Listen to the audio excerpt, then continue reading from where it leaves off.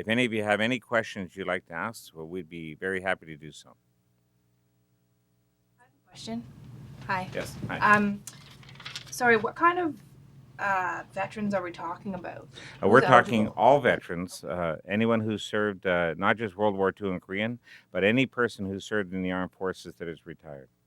And mind you, I should also include this: the legislation applies to all federal public servants across the country.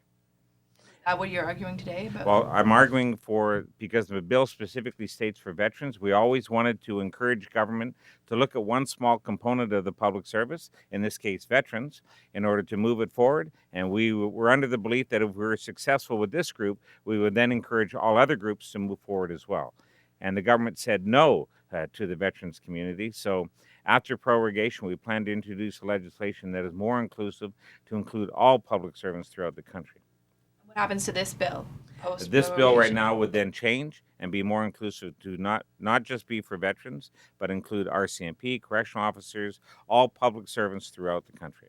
So this bill as it is probably won't go forward. Well, there's nothing at all stopping this bill right now. Won't go forward right now because of the fact of prorogation, but nothing stopping the Prime Minister of the day from saying to his Treasury Board president and also the Finance Minister, stop Section 31 of the Act, get rid of it, and so that no matter what happens after age 60, right, the spouse or the individual, when they pass on, the final spouse gets the pension. They could do that very quickly. They could snap their fingers and remove that legislation.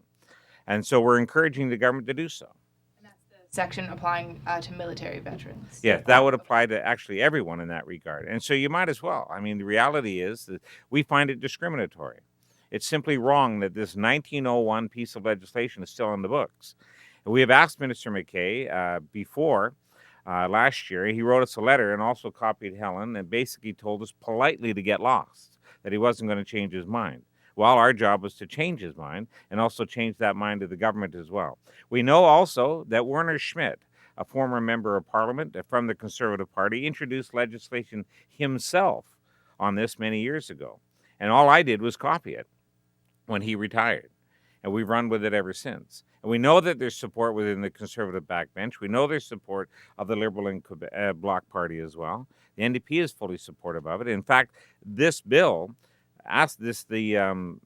some aspect of this bill was passed in a motion in November of 06, which I had 5 points called the Veterans First Motion, and it passed the House of Commons in a motion. And so far, it hasn't been honored.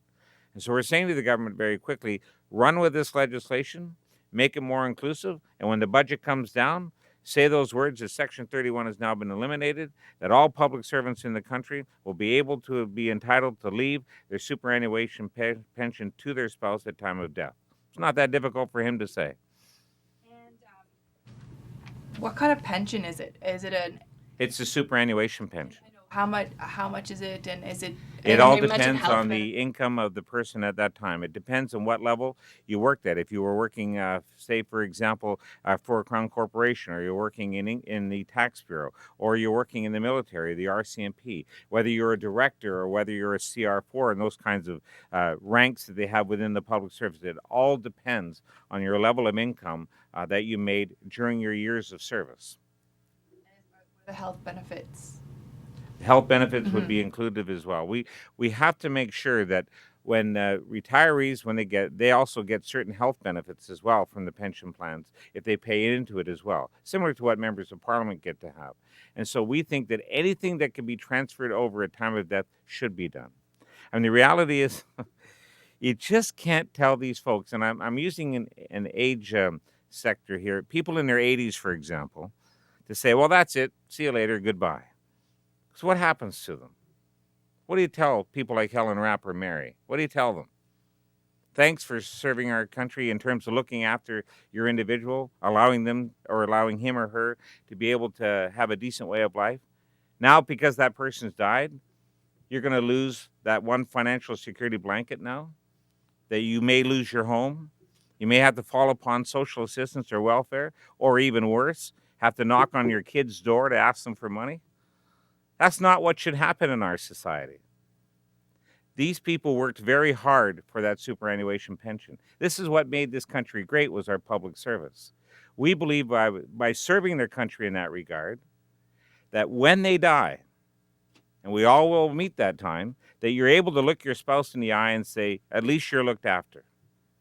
And if you remarried at 59, this isn't a problem. But if you remarry at 60, it's a problem. And I ask why? Why put that age there? They're not gold diggers. I know some people in the media call it the Anna Nicole clause, after the great Anna Nicole married that elderly gentleman in the United States. But this is not, these people aren't Anna Nicoles. They're not. They're not gold diggers.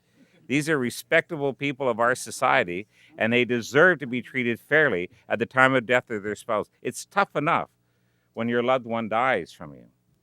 And if you remarry and can find love again and be able to look after each other, and then you pass on, which you would like to be able to know that your spouse at time of your death can be looked after financially so that there's no worries in that regard.